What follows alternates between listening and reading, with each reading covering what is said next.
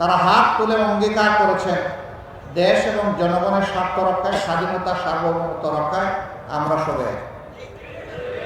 আমরা কোনো অপশক্তির কাছে মাথা নত করব না, আমরা কোনো চোখ রাঙ্গানিকে পরোয়া করব। এই আওয়াজ, এই মেসেজ দেশের জনগণকে আরো ঐক্যবদ্ধ করেছে, আরো শক্তি জুগিয়েছে এবং বিশ্ববাসীকে বার্তা দিয়েছে যে বাংলাদেশের বিরুদ্ধে ঘরে বাইরে কোনো ষড়যন্ত্র আর সফল হবে না। পরের দিন সকল ধর্মের যারা গুরুত্বপূর্ণ ব্যক্তি,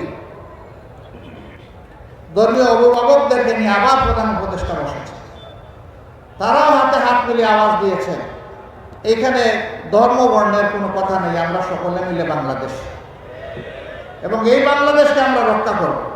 এই বাংলাদেশের বিরুদ্ধে কোনো ষড়যন্ত্রে আমরা পা দিব না এবং আমরা বরদাস্ত করব। আমরা অভিনন্দন জানাই, মোবারকবাদ জানাই এই অঙ্গীকার ব্যক্ত করার জন্য।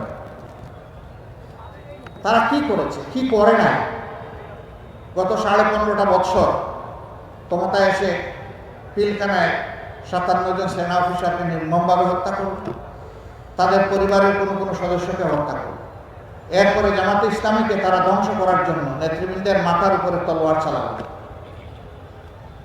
শত শত নেতাকর্মীকে খুন করল। তখন অবশ্য অন্য কোনো দলের উপরে এই বিপদ আসে না। আমরা সেদিন আমাদের বন্ধুদেরকে বলেছিলাম, সবাইকে, যে আমাদের উপর যে যুদ্ধ এই সরকার অন্যায় যুদ্ধ শুরু করেছে, আসেন একসাথে আমরা সেই যুদ্ধ মোকাবেলা করি, তাইলে এই যুদ্ধ আর কাউকে আক্রান্ত করবে না। দেশ বাঁচবে, আপনারা বাঁচবেন, আমরাও সবাই বাঁচব। সেদিন আমাদের এই আওয়াজ আমরা বুঝাতে পারিনি, অথবা তারা উপলব্ধি করতে ব্যর্থ হয়েছিলেন, যার মাসুক পরবর্তী পর্যায়ে গোটা 15.5 বছর ধরে এই জাতিকে পরিশোধ করতে হয়েছে।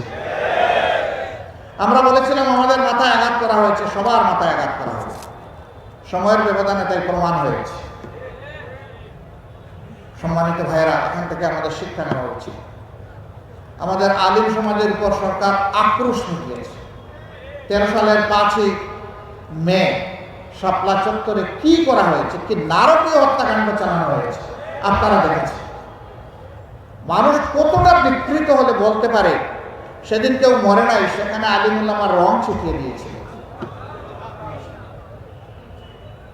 হ্যাঁ, মানুষ যারা দিনের জন্য দুনিয়া থেকে বিদায় নেয় তারা তো শহীদ হয়ে আল্লাহর প্রিয় বান্দাবান্দি হিসাবেই বিদায় নেয়, কিন্তু যারা অপকর্মের দায় নিয়ে দেশ থেকে পালিয়ে যায়, তারা কি নিয়ে পালিয়ে যায়?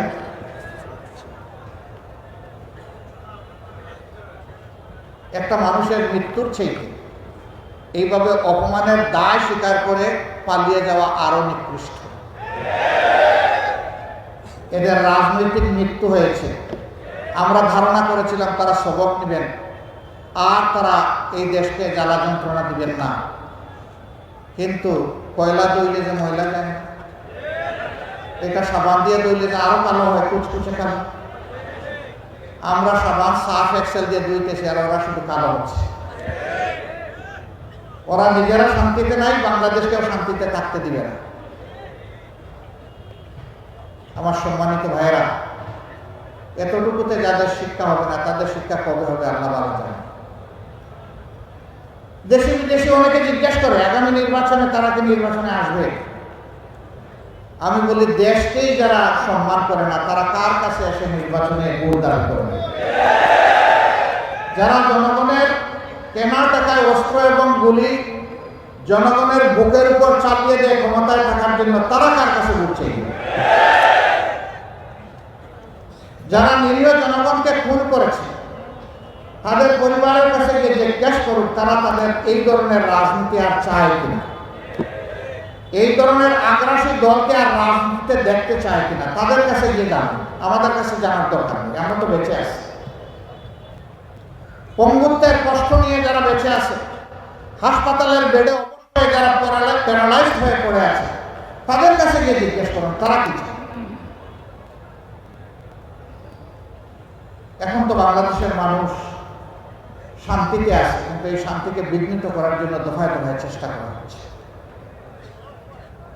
ইনশাআল্লাহ আমরা আশাবাদী একটা ঐক্যবদ্ধ জাতি সকল ষড়যন্ত্র মোকাবেলা করে সামনে এগিয়ে যাবে ইনশাআল্লাহ। আমরা এমন একটা বাংলাদেশ গড়তে চাই আমাদের সন্তানদের আশা পূরণের উপযুক্ত বাংলাদেশ।